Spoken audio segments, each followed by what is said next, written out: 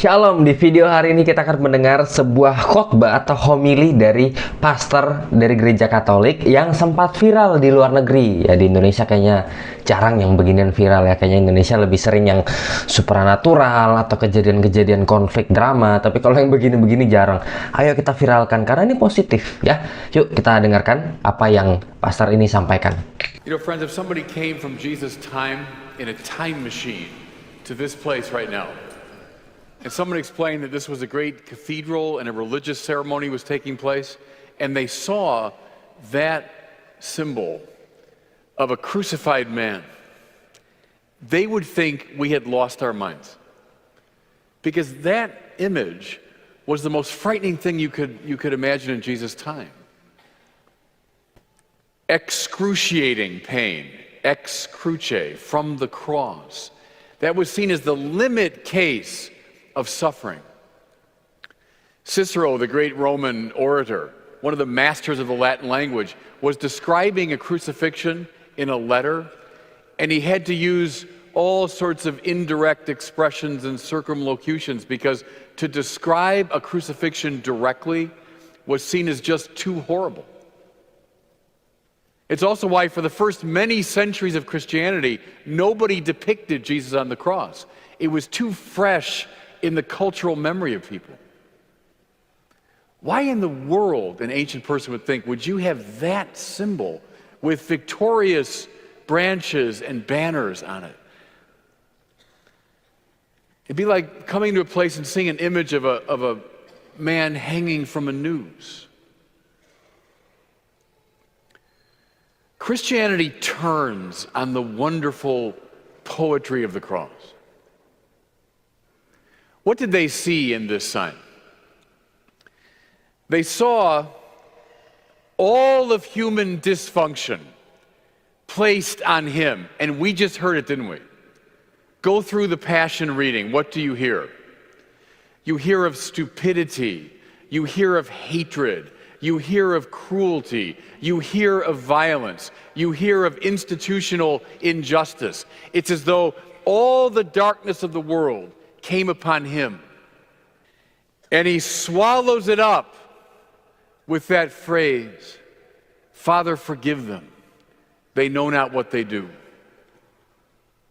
What they saw, the first Christians, in that sign was everything the world can throw at us, now conquered, now swallowed up in the ever greater divine mercy. And that's why Paul can say, I preach one thing, Christ and Him crucified. Trust me when I tell you, when people heard that, they thought Paul had lost his mind.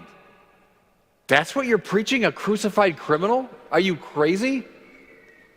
But see, Paul had met the risen Christ. And he knew thereby that the love of God was more powerful than anything that is in the world. And you see now why, when the first Christians held up that cross, they were doing it as a kind of taunt. See, the Roman authorities said, if you cross us, pun intended, that's what we'll do to you. It was a sign of Roman power. It was a sign of the power of the sinful world. What the first Christians knew in light of the resurrection was that God's love had definitively broken that power. And so they taunted the world with the cross. You know, when Paul refers to Jesus as Lord, and he does it all the time in his writings, Jesus Kyrios, he says, Jesus the Lord. And we say, yeah, sure, that's a nice spiritual sentiment. In his time, those were fighting words. Because what people said at that time was, Kaiser Kyrios. That's how one Roman citizen might greet another. Kaiser Kyrios. It meant Caesar is the Lord. No, he's not, says Paul. Jesus Kyrios. Because someone whom Caesar put to death, God raised from the dead. And therefore, Jesus is the true Lord. How wonderful, by the way, we just heard it, didn't we? That Pontius Pilate, Caesar's local representative, places over the cross, meant to be a taunt of his own, Jesus of Nazareth, King of the Jews. What a joke. But the joke was on him, wasn't it? Because Pilate becomes thereby the first great evangelist. Now listen, what does the world today want us to do with the cross of Jesus? They want us to make it a little private symbol, a sign of our little hobby, Christianity. But that is repugnant to the Bible, because that sign is meant to be held up to all the world, announcing that there is in fact a new Lord, a new King. What did Jesus himself say?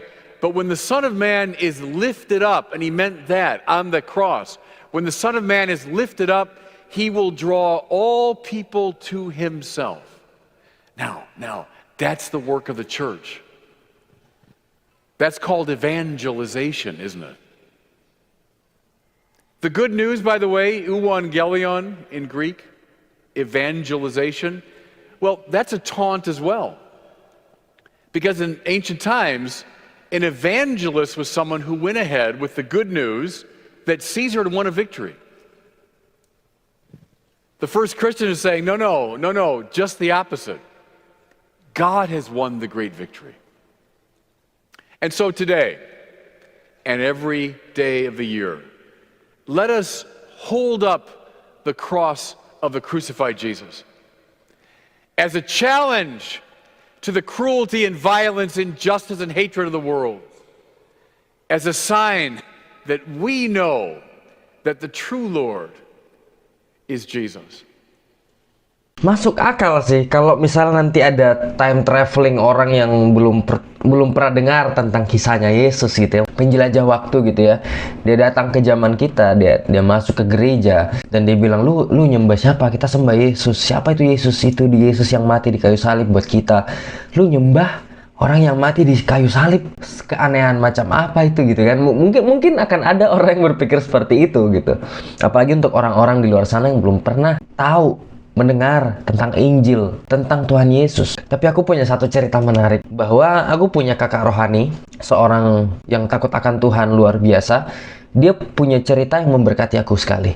Karena dari dulu dia juga bukan Kristen gitu ya, bukan yang percaya Tuhan Yesus. Tapi pada mungkin awal-awal masa kuliahnya dia mulai membuka diri. Kenapa? Karena dia melihat kisah-kisah murid-muridnya Tuhan Yesus justru. Karena kan kita juga mikir, ini siapa sih orang disalib gitu dan katanya bangkit dari kematian. Emang kita bisa langsung percaya right away kan? Enggak. Kita perlu bukti dong. Buktinya apa yang dia lihat adalah, kok murid-muridnya Tuhan Yesus ini sampai rela dibunuh, disiksa. Kalau kalian kita cari sama-sama nih, gimana akhir hidup 12 murid Yesus. Ya, Yudas diganti Matias kan. 12 murid Yesus, bagaimana sih akhir hidupnya? Semuanya ngeri loh. Cuma satu yang mati secara natural, namanya Yohanes di Pulau Patmos. Waktu tulis kitab Wahyu, itu pun dia udah digoreng lewat apa semua, dia nggak mati-mati. Memang Tuhan sengaja siapkan dia untuk dapat pewahyuan, kitab Wahyu itu. Tapi yang lain, ada yang digergaji lah, ada yang Petrus disalib terbalik lah. Ngeri-ngeri. Kalau orang yang mereka sembah, yang namanya Yesus itu ternyata hanyalah pembohong, mereka cuma karang cerita bahwa Yesus itu bangkit, nggak mungkin nggak sih? Nggak mungkin dia mau berkorban sampai mati begitu. Kalau lu bohong, pasti lu ngaku, gue bohong, gak usah bunuh gue, gak usah, gue bohong kok, gue bohong. Tapi kalau dia benar-benar mau mati, artinya kan itu something yang, apa benar ya? Nah, dan itu yang, pikiran itu yang masuk ke kakak rohaniku waktu itu, dan aku nggak tahu ini masuk akal apa enggak ya di kepala kita sama-sama, tapi coba pelan-pelan kita cerna, ini Tuhan. Dan dia rela kasih nyawanya. Murid-murid juga begitu, rela mati demi kebenaran. Pertanyaannya sekarang, zaman kita hari-hari ini, apa yang sudah kita lakukan untuk kerajaan Tuhan? Apa yang sudah kita lakukan? Dari Matius 28, 19-20. Pergilah jadikan semua bangsa muridku. Sudahkah kita lakukan itu?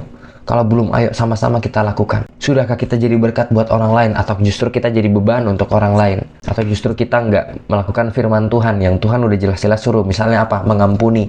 Kita malah nyimpan dendam ke banyak orang.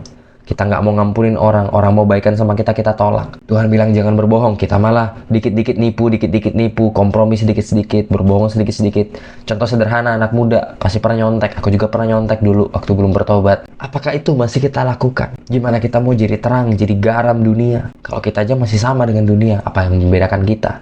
Tuhan datang untuk menguduskan. Menguduskan itu artinya memisahkan lalang dan gandum, kambing dan domba. Kita yang mana? Yuk, sama-sama kita berbenah diri, cross check lagi, beli cermin yang besar, lihat kepada diri kita sendiri, nggak usah lihat yang lain, biar penghakiman urusan Tuhan, kita lihat diri sendiri. Oh iya Tuhan, karena pasti masih ada kok hal-hal yang kita belum sempurna, kan siapa yang berani ngaku sempurna? Nggak ada kan? Artinya selalu banyak hal yang perlu kita perbaiki terus-menerus, setiap hari. Jalan bareng Tuhan. Itu aja untuk video hari ini, semoga memberkati. God bless you.